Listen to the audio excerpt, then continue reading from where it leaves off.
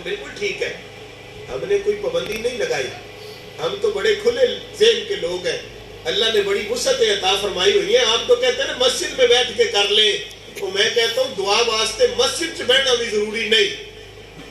توجہ رکھنا، لفظ ادھر ادھر نہ کر دینا، بہت بڑا دعویٰ کرنے لگا ہوں۔ وہ بھئی دعا کے لیے جب اللہ سے مانگنا ہے تو مسجد میں نہ بھی بیٹھے، گلی سے گزرتے ہوئے بھی مانگے، میرا اللہ پھر بھی قبول کر لیتا ہے۔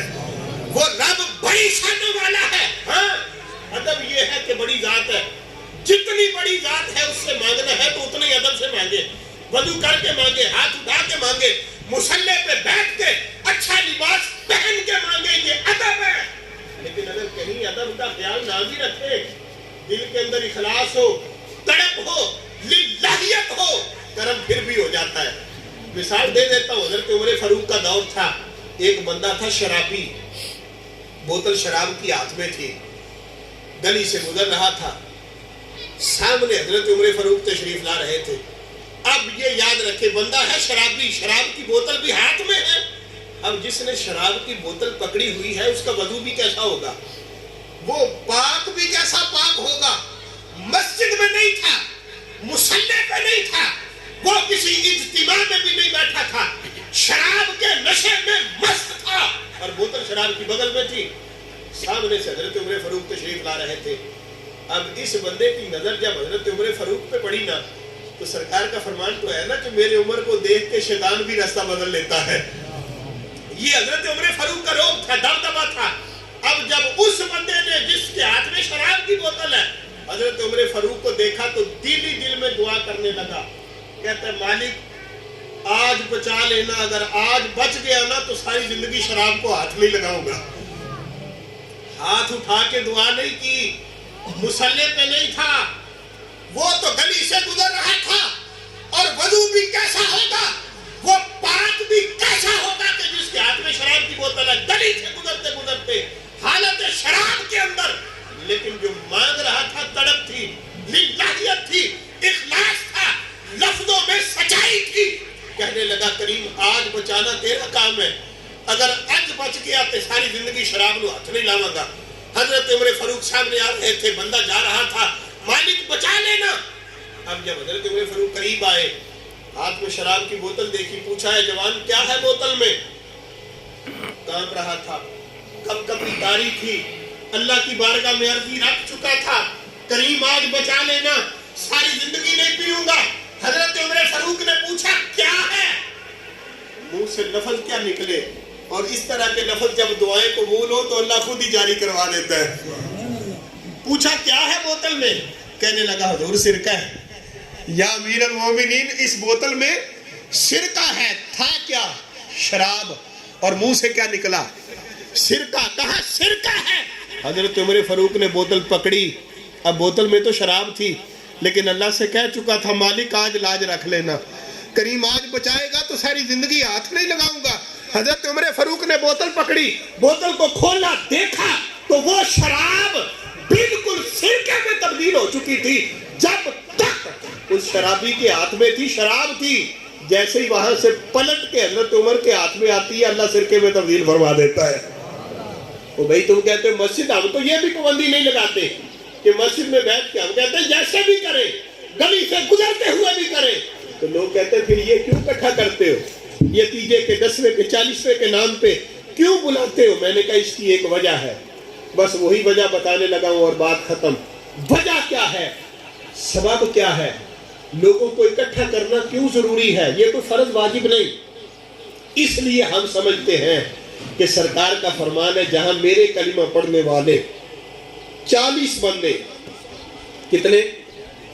حضور فرمایا 40 کلمہ پڑھنے والے جنہوں نے میرا کلمہ پڑھا ہو، جہاں اکٹھے ہو جائیں نا اللہ کی بارگاہ میں ہاتھ اٹھا دیں تو فرمایا 40 میں سے ایک ایسا نیک ضرور ہوتا ہے۔ یہ سرکار کا فرمان ہے جہاں 40 ہو، وہ جب دعا کریں اللہ کی بارگاہ میں ہاتھوں کو اٹھائیں تو 40 میں سے ایک اللہ کا ایسا نیک بندہ ضرور ہوتا ہے کہ جب وہ ہاتھ اٹھاتا ہے اللہ اس کے اٹھے ہوئے ہاتھوں کی لاج رکھ کے، کوئی جہنمی بھی ہو تو اللہ جہنمی کو جنت عطا فرما دیتا ہے۔ جمع اس لیے کرتے ہیں کہ 40 ہوں تو ایک ایسا نیک ضرور ہوتا ہے کہ جس کی دعا کے طفیل اللہ اتنا کرم کرتا ہے کہ جہنمی کو بھی جنت مل جاتی ہے، لفظوں میں تاثیر اتنی ہوتی ہے. اور یہ اس امت کی شان آج کتابوں میں تو ہے ہی ہے، بخاری مسلم دیگر کتابوں میں یہ تو ایسی شان ہے کہ پہلی کتابیں تورات، زبور، انجیل، حضرت موسیٰ اپنے کشانہ پہ بیٹھے ایک دن تورات کی تلاوت کر رہے تھے. وہ کتاب جو حضرت موسیٰ پہ نازل ہوئی اسے پڑھ رہے تھے تو پڑھتے پڑھتے حضرت موسیٰ تورات میں پڑھتے ہیں کہ ایک ایسی امت بناؤں گا. حضرت موسیٰ کی کتاب میں یہ اللہ کا فرمان تھا کہ موسیٰ ایسی امت پیدا کروں گا کہ اس امت میں ایسے ایسے لوگ ہوں گے کہ جب اللہ کی بارگاہ میں ہاتھ اٹھائیں گے، لفظ منہ سے نکلیں گے تو پلٹ کے خالی واپس نہیں آئیں گے. ان کے لفظوں کو اللہ عملی جامع عطا فرمائے گا اور لفظوں میں ایسی تاثیر ہوگی کہ اللہ جہنمی کو بھی جنت عطا فرما دے گا. تو اس چیز کے پیش نظر ان بزموں کا اہتمام کیا جاتا ہے. تیجا ہو، 10واں ہو، 40واں ہو. بعد احباب کو ناموں سے مغالطہ لگتا ہے کہ یہ جو رسالے ثواب تیجا نام رکھ دیا، ہمیں یہ تیجا حدیث سے نہیں ملا. آپ کہتے ہیں 10واں تو 10واں حدیث سے نہیں ملا. میں نے کہا یہ نام ہم نے اپنی آسانی کے لیے رکھے ہوئے. اصل بات ہے رسالے ثواب. اصل جو کام ہے وہ ہے تلاوت کرنا. اصل جو کام ہے وہ ہے پڑھ کے بھیجنا. اب وہ جس دن بھی کرے، جس وقت بھی کرے، جائز ہے. تو پھر تیجا کیوں؟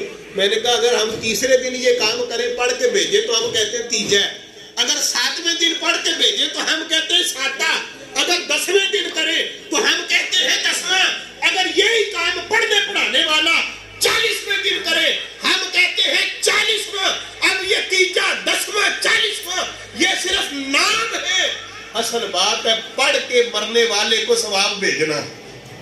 مثال بھی دے دوں، جیسے کھانا سارے کھاتے ہو نا، کھانا تو سارے کھاندے نے، 3 وقت کھاندے نے. اب وہ کھانا اگر صبح کے وقت کھائیں تو لوگ کیا کہتے ہیں؟ ناشتہ. دوپہر کو کھائیں تو دوپہر کا کھانا، شام کو کھائیں تو شام کا کھانا. اصل ٹھکانا ہی ہے نا. جس وقت کھایا اس وقت کا نام اوپر بول دیا. وہ کھانا دال روٹی تھی یا گوشت روٹی تھا. صبح کو کھایا تو صبح کا کھانا، دوپہر کو وہی دال روٹی کھائی تو دوپہر کا کھانا، شام کو کھایا تو شام. اصل کھانا ہے کھانا ہی. جس وقت کھایا اس وقت کا نام اوپر بول دیا. اسی طرح اثر ہے اصالِ ثواب. جس وقت کرتے ہیں اس وقت کا نام اوپر بول دیتے ہیں. تیسرے دن کریں تو تیجا، 10ویں دن کریں تو 10واں. دعا ہے اللہ کریم ہماری مرحومہ پھوپھی ابو بکر بھائی کی والدہ ماجدہ مرحومہ، ان کی کامل بخشش ہو، مغفرت فرمائے. حفظ کا ہمارا دورانیہ تھا. دین کے ساتھ ایک لگن ہوتی ہے کچھ احباب کو، مسلمانوں کو، کچھ انسانوں کو. تو یہ ہماری پھوپھی بڑا پیار کیا کرتے تھے. ہمارے برادر یہاں پھوپھی کے صاحبزادے خرم بھائی تشریف فرما ہے.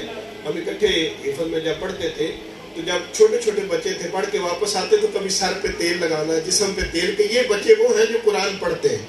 یعنی قرآن کی وجہ سے ان کو ایک خاص پیار تھا.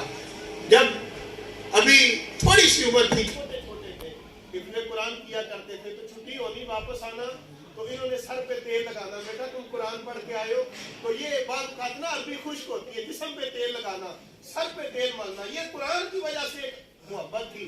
تو خالق کائنات ان محبتوں کا صدقہ، قرآن کے اس پیار کا صدقہ اور زندگی میں کیے گئے دیگر اعمال کا صدقہ اللہ کریم ان کی کامل بخشش و مغفرت فرمائے.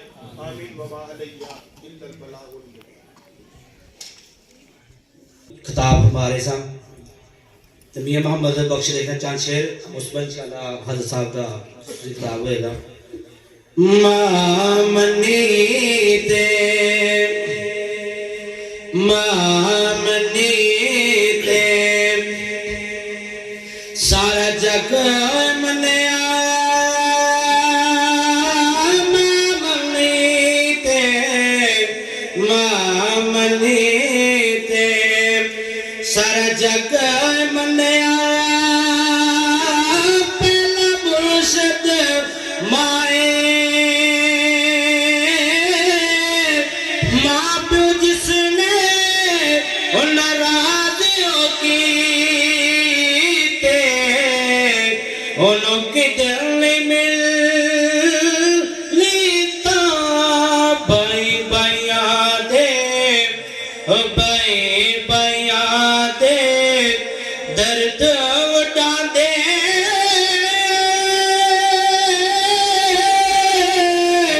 تے بے بیاں دیاں باواں پیو سیتا تاج محمد تے ماوا ٹھنڈی یا ساواں انشاءاللہ خطاب واسطے حضرت علامہ مولانا حکیم محمد واد نقشبندی صاحب دعوت دیں گے. خس خس گرنا ہے قدر نہ میرا تے صاحب ڈھونڈ آیا میں دریا دا رورا پورا تے میرے چرا یا سایہ اچیاں لمیاں ٹالیاں تے اچیاں لمیاں